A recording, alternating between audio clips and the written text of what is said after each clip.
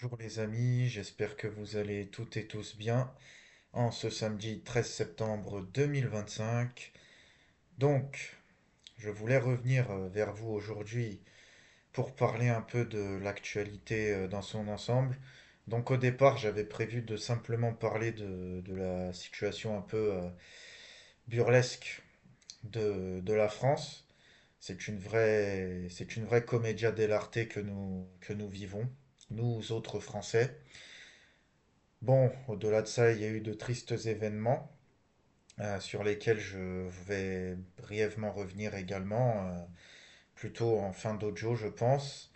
Donc c'est concernant les assassinats de Charlie Kirk, je crois, et de la pauvre Irina aussi. Donc voilà. Donc déjà pour commencer, pour parler vraiment de l'actualité française, donc François Bayrou n'est plus Premier ministre. Quelle surprise! Je pense que lui-même ne s'y attendait pas.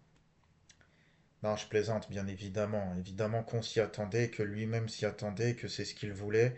C'est ce qu'ils voulaient tous au sein de la caste politique actuelle. Moi, je vais te dire un truc.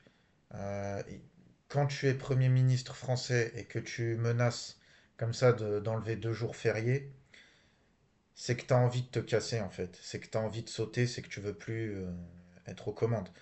Les Français, tu peux faire n'importe quoi avec l'économie, avec la géopolitique, avec le rayonnement de la France à l'étranger, avec tout un tas de choses, mais les Français ne touchent pas à leurs jours fériés. Ça, c'est impossible, ça, t'as pas le droit. Sachant que bon, ça n'allait pas spécialement régler le problème de la dette, hein, soi-disant, ça aurait permis de faire des économies ou quoi, n'importe quoi. Non, par contre, là où Bayrou s'est un peu lâché et où il a quand même dit quelques vérités, il savait qu'il allait se casser, donc il s'en foutait. De toute façon, quand tu ne veux plus être aux commandes en France, il y a deux solutions. Ou tu menaces d'enlever des jours fériés aux Français, ou tu commences à dire des vraies vérités. Par exemple, quand il a dit à un moment donné, lors d'une interview, je ne sais plus sur quelle chaîne de télé, je m'en fous, il commençait à expliquer que c'était les jeunes qui allaient payer la dette et payer les retraites de ceux qui n'avaient rien payé, quoi. Là, tu vois, il commençait à s'attaquer un peu aux boomers et tout. Bon, là, oui, là, il commençait à dire des petites vérités, mais c'est parce qu'il savait qu'il allait se casser et il voulait se casser, donc il voulait accentuer la chose. Hein, voilà, en France, faut pas toucher aux jours fériés, faut pas toucher aux boomers non plus. Ça, c'est sûr et certain, sinon, t'es plus aux commandes. Donc, il s'est cassé comme prévu, je crois que c'était lundi ou mardi. Et Macron, il a mis en place Sébastien Lecornu. Donc Lecornu, c'est un macroniste de la première heure, je crois. Il était ministre de la Défense. Enfin maintenant on dit ministre des Armées, je crois. Voilà, moi je vous dis la vérité, hein. Je vais être franc et honnête avec vous. Je le connaissais pas. Je m'intéresse plus spécialement à la politique intérieure française. Le spectre politique français, j'en ai absolument rien à taper. Je ne sais même plus qui est ministre de quoi. Et de toute façon, ça change chaque 3 mois. Ça change chaque trimestre, là, depuis l'année dernière. Depuis les dernières législatives. Les fausses législatives, bien évidemment, hein. Vous êtes allé voter pour rien. Ceux pour qui vous avez voté n'ont même pas été placés au gouvernement par le président. C'était l'extrême gauche qui avait eu la majorité. Après, je vous dis la vérité, hein, moi je m'en fous, hein, je n'aime pas l'extrême gauche. Je ne suis pas du tout front de gauche, insoumis. Enfin, si, je suis insoumis de nature, mais je suis pas au parti des insoumis. Donc voilà, j'en ai strictement rien à foutre, mais c'est pour vous dire à quel point finalement vous êtes con. Pas toi qui m'écoutes personnellement, hein, je généralise. Le vous est impersonnel, là je parle aux Français dans leur ensemble. Et donc voilà, il y a les manifestations là, donc il y a eu le 10 septembre. Apparemment jeudi prochain, je sais pas quelle date on sera le jeudi prochain. Attends, je vais regarder, vu que je suis sur l'ordinateur. On sera le 18. Apparemment le 18 septembre aussi, il y aura des trucs, je crois. Bon, C'est des manifs qui au départ partaient d'une bonne intention avec la fameuse allégorie là du Nicolas qui travaille jusqu'à pas d'heure et qui paye tout et qui fait tourner le pays et dont tout le monde profite. Bon, ça je comprends un peu. Malheureusement, cette allégorie-là a très vite été récupérée par une partie de la droite. Et ce qui fait que les manifestations du 10 septembre se sont transformées en manifestations gauchistes. Voilà, là les politiques se sont emparés, chacun à son niveau, d'un mouvement qui aurait pu être spontané. C'est dommage. Moi, des images que j'ai eues, des retours que j'ai eus, c'était des manifs très gauchistes, très, voilà, gauchistes dans le mauvais sens du terme, hein. Plus d'impôts, plus de taxes, plus de machin. Les gens n'en peuvent plus de tout ça, mais les gens réclament, mais ceux qui manifestent réclament ça. On va comprendre quelque chose. Et puis il y a de la casse, et puis voilà. C'est complètement con. Ça ne sert strictement à rien de manifester. Franchement, en 2025, si t'as pas compris, après tout ce qui s'est passé, que ça ne sert à rien de manifester, c'est que t'es largué. T'es à l'ouest. T'as rien compris à la politique. D'ailleurs, soit dit en passant, ceux qui manifestent pour que Macron démissionne, à un moment donné, il faut arrêter. Le président français, il est élu pour 5 ans. D'accord? Vous l'avez élu pour 5 ans. Maintenant, il faut assumer. Vous le connaissiez déjà. Encore à l'époque des Gilets jaunes et tout, vas-y, on pouvait pardonner parce que c'était la première fois que Macron était élu. Bon, il avait fait partie du gouvernement Hollande. Mais allez, que les gens se fassent avoir une fois, ça va. Perso, je pouvais tolérer. Une seconde fois, après ce qui s'est passé, les Gilets jaunes, les gens éborgnés, les mains arrachées, la maladie qu'on n'a pas le droit de nommer, le coco. Moi, je vais l'appeler le coco. Hein, le coco, le passe-passe, la picouse. D'accord? Après toutes ces choses-là, après la géopolitique, l'alignement inconditionnel aux néoconservateurs américains, l'immigration massive même aussi, hein, on peut le dire, hein, qui continue. Vous l'avez réélu. Ne venez pas vous plaindre désormais. Ne venez pas réclamer sa démission. Il démissionnera pas. Il sait très bien ce qu'il fait. Le petit bazar là qui se passe depuis 1 an et demi avec le gouvernement remanié chaque trimestre, c'est voulu, c'est calculé et recalculé. Il vous fait croire qu'il y a une sorte d'alternance, de petits jeux politiques. Voilà, il écoute un peu les Français, il essaye des choses et tout, mais en fait non, il essaye que dalle. Rien ne change à sa ligne directrice. Il avance dans la direction qu'on lui a donnée, hein. Tu vois, tous les lobbies financiers, Bilderberg et tout ça là. Je vais pas rentrer dans le détail, c'est pas le but de cet audio. Et puis, et puis voilà, que ce soit Barnier, Bayrou, Attal, l'autre là qui vient d'arriver là, le Cornu, ils mangent tous à la même table, c'est la même chose et voilà. Je vous l'avais dit dans mon audio sur la politique, ça sert à rien. J'avais fait un audio comme ça il y a quelques semaines qui n'a pas fait beaucoup de vues, mais bon, c'est pas grave. Je t'invite à aller écouter si jamais bah, t'as envie, hein. Te force pas. Moi-même, j'ai décroché hein, de la politique intérieure. Ça ne sert à rien de suivre la politique intérieure de manière engagée, de manière passionnée. Tu vas te faire des cheveux blancs pour rien. T'as aucune prise sur ça. Voilà, en France, on vit dans un pays où c'est une monarchie présidentielle. La Cinquième République, en fait, c'est tu élis un dictateur pour 5 ans. Il faut que tu comprennes ça. C'est un dictateur qui n'a pas les pouvoirs jusqu'à la fin de sa vie, tu vois, il les a sous mandat, mais c'est quand même un dictateur sous mandat. C'est ça le président de la Cinquième République en France. Tout ce qui est Premier ministre, etc., si le président, il lui dit va laver les toilettes, il va laver les toilettes. D'accord? J'exagère, mais c'est pour que tu comprennes. Le boss de ce pays, c'est le président.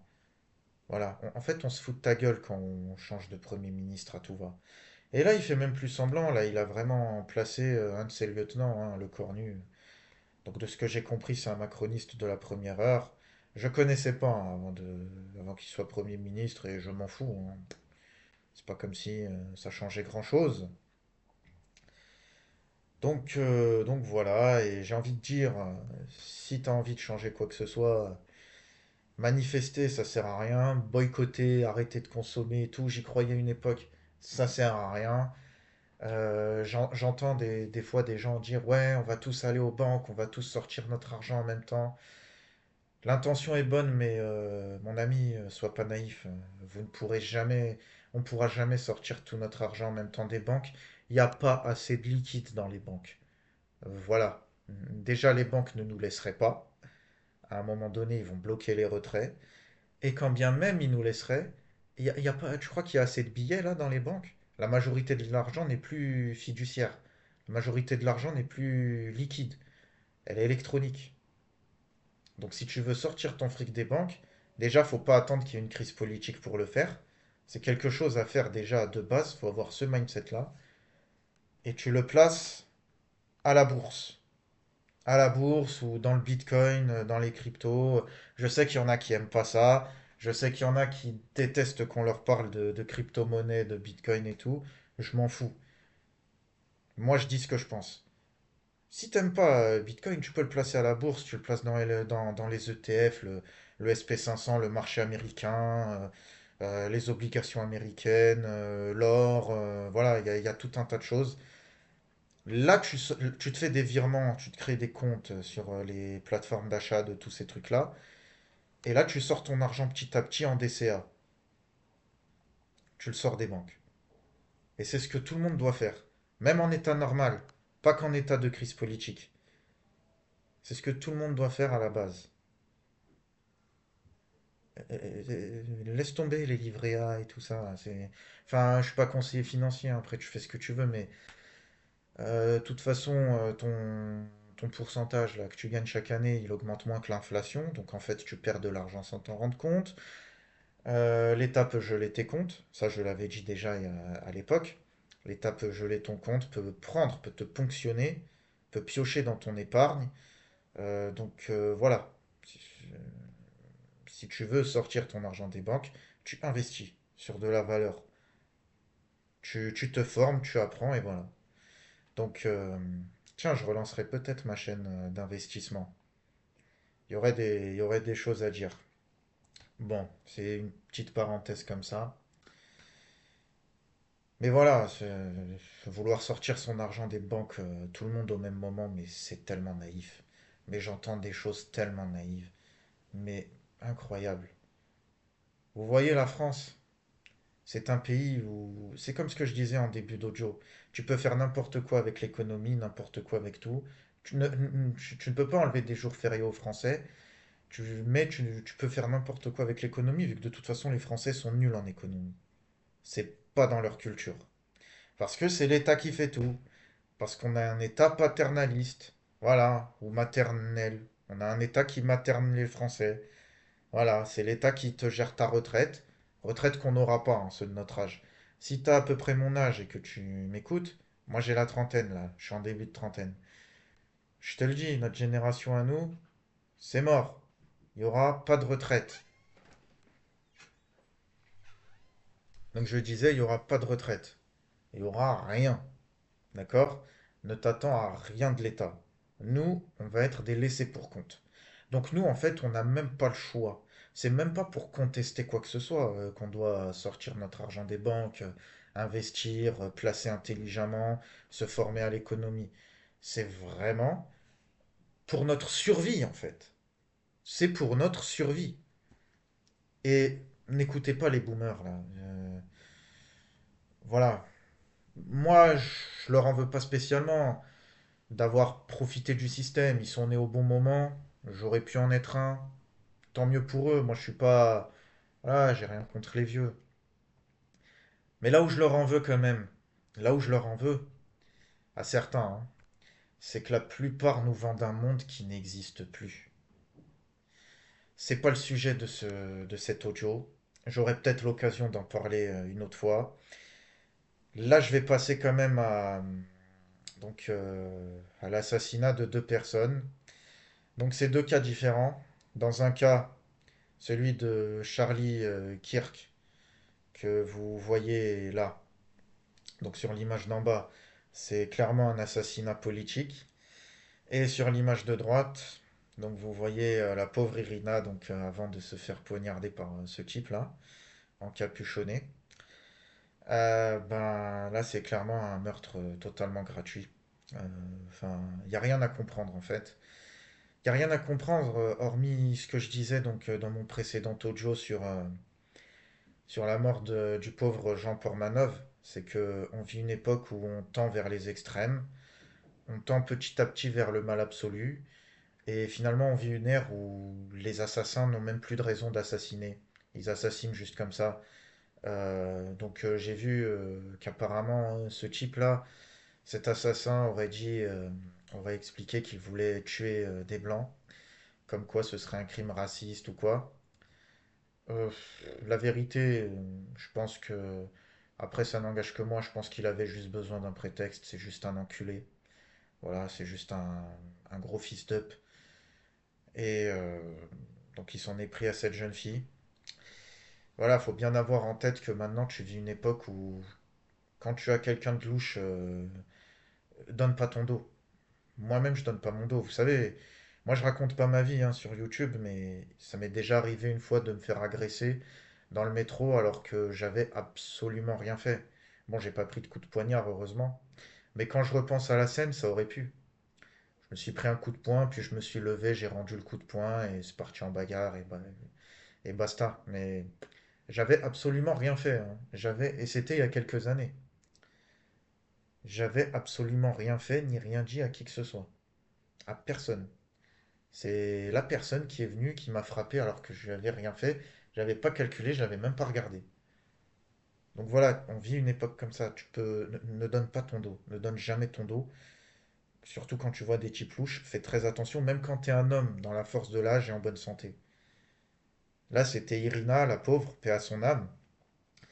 C'était une petite jeune de 23 ans, bon voilà. Mais même quand tu es un mec de 30 balais et que tu pèses 90 kilos, je te le dis, ne donne pas ton dos. Fais attention. Là, ça s'est passé aux États-Unis. Ce genre de scène peut tout à fait arriver en France. Hein. Avec tous les toxicos, tous les crackers qui se baladent à Porte de la Villette, Stalingrad et tout. Moi, je vous le dis, ça peut arriver. Je suis de région parisienne. Des gens louches, j'en vois tous les jours maintenant. C'était pas le cas il y a 10, 15 ans. Aujourd'hui, il n'y a pas un jour qui passe sans que je ne croise quelqu'un de louche dehors ou dans le métro ou le RER. Voilà, mon but, c'est pas de faire peur, hein. C'est de vous mettre sur vos gardes. Faites très attention. Faites très attention à ce que vous faites, aux gens qui vous entourent, là, que vous croisez et tout. Même si vous les calculez pas, faites attention. Et faites attention à ce que vous dites aussi. Là, on va passer à l'assassinat de Kirk. Voilà, lui, il est clairement mort pour ses idées. Donc apparemment, il avait des idées d'extrême droite, et même pro-sioniste. Alors ça dépend, il y en a qui disent qu'il était pro-sioniste et il y en a d'autres qui disent que tout à la fin, il commençait à revenir un peu sur la question du sionisme et je sais pas quoi. Moi, je vous dis la vérité, je n'en sais absolument rien. Ce qui est sûr, c'est que c'est un meurtre politique. De ce que j'ai entendu, il défendait le port d'armes. Il défendait le, Je crois que c'est le second amendement qui donne le port d'armes aux États-Unis. Vous me corrigerez hein, si c'est faux, j'ai pas le temps de vérifier. En tout cas, il était pro-port d'armes. Bon, ça s'est bien retourné contre lui malheureusement. Ce type, bon, paix à son âme aussi. Hein, même si je suis pas d'accord du tout avec ses idées, je suis contre le fait que quelqu'un se fasse tuer pour ses idées. C'est totalement aberrant. Mais en fait, ce qui me frappe, c'est que le mec avait juste un an de plus que moi. Ça aurait pu être moi, tu vois. Et je me dis que j'arrive à un âge où, ouais, même moi, je pourrais me faire buter pour mes idées. Donc c'est pour ça, calculez pas trop dehors. Faites attention à ce que vous dites. Bon, je mets pas sur le même plan son assassinat, lui, et celui de Irina. Ça reste scandaleux dans les deux cas, hein. Même si, bon, je vais pas te mentir, je suis quand même plus touché par la mort d'Irina qui est gratuite à 100%. Je ne remets pas en cause l'aberration et le scandale voilà, de la mort de Kirk, hein. Là n'est pas la question. Personne ne mérite de mourir pour ses idées. Si par contre, attention, hein, si par contre tu mets en avant des idées de merde, mais qu'en plus tu les appliques et que, je sais pas moi, tu pars par exemple faire le service militaire en Israël et tuer des gens et qu'après tu te fasses tuer, là j'aurais aucune peine. Il y a une petite jeune comme ça là et qui s'était faite photographier, je crois, devant des obus avant qu'il ne soit lancé sur des Palestiniens et puis qui s'est fait tuer à son tour dans la semaine là. Je n'ai absolument aucune peine pour cette personne qu'elle brûle en enfer. T'es pas content, c'est pareil. Voilà, moi je dis ce que je pense. Par contre, Kirk, je lui souhaite pas ça. Paix à son âme. Il avait des idées que je ne cautionne pas, mais paix à son âme. Ça restait des idées. Quelqu'un qui n'a pas les mêmes idées que toi, tu le combats sur le plan des idées. Voilà. T'as pas à sortir une arme et à lui tirer dessus. Et voilà, c'est encore un exemple du fait qu'on vit dans une société malade qui tend vers les extrêmes, qui tend vers le mal absolu. Comme je l'expliquais dans mon précédent audio, il y a... les gens ont des prétextes pour tuer et tout, mais en fait, voilà, c'est une banalisation de la violence. Comme il y a eu beaucoup d'œuvres qui ont, qui ont prévu tout ça. Je pense à Orange Mécanique, par exemple, film de Kubrick basé sur un roman. Pulp Fiction aussi, un film que j'aime beaucoup où tu vois beaucoup de violence. C'est incroyable, c'est incroyable. Et en fait, je vais finir par croire que l'épisode de South Park, je sais pas si tu regardes South Park, en fait, il y a un épisode où en fait on découvre que ce que nous vivons là, bah, c'est une vaste télé-réalité suivie par des extraterrestres. Bah, je vais peut-être finir par croire que cet épisode-là a dit la vérité en fait. Nous vivons dans une vaste comédie, nous vivons dans une vaste télé-réalité où les gens deviennent fous. C'est un cirque. C'est un cirque. C'est une grande commedia dell'arte, tout ça. Nous vivons dans l'œil de lune, les amis. Voilà. Bon, je pense que j'en ai assez dit. Merci à ceux qui m'auront écouté jusque-là et je vous dis à très bientôt.